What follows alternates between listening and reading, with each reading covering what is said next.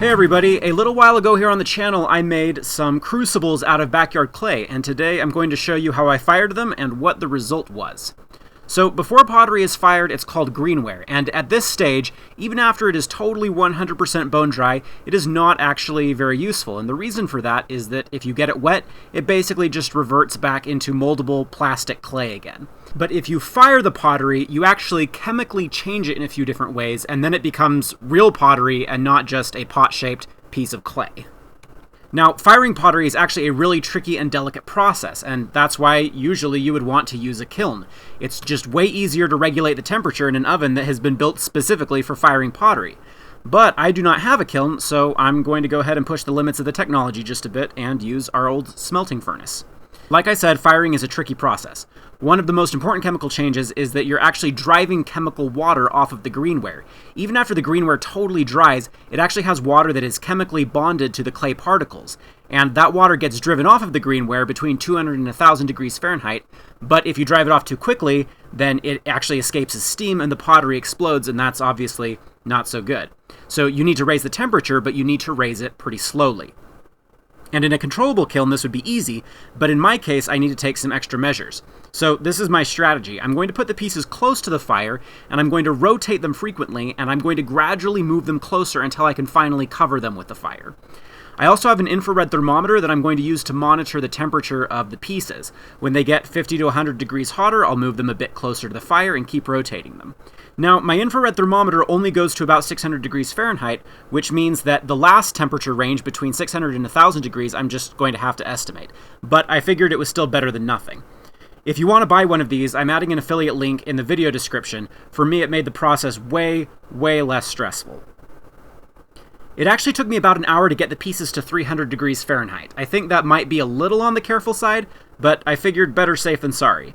Oh, and by the way, seriously, don't put your unfired pottery straight on the coals. It will explode. It has to happen slowly. I sped up the next section and got all the pieces from 300 to 600 degrees Fahrenheit in only about 30 minutes, or about 10 minutes for every 100-degree increment. And this was partially because I was getting impatient, but also partially because the physical space was getting a little difficult to work with. Anyway, I think that must have been a little too fast because one piece exploded. Rip my crucible. The other two seem to survive okay up well past the range of my thermometer, though. Once you've gotten it to 1000 degrees, you can pretty much just crank up the heat as fast and as far as you want. More chemical changes happen the higher the temperature gets, and in general, a hotter temperature is better.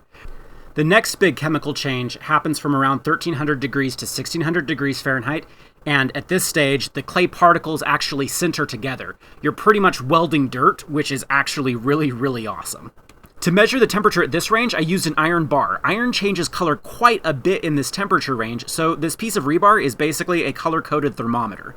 It's hard to tell the color in the sunlight, so I also bent it to see how easy it was to work.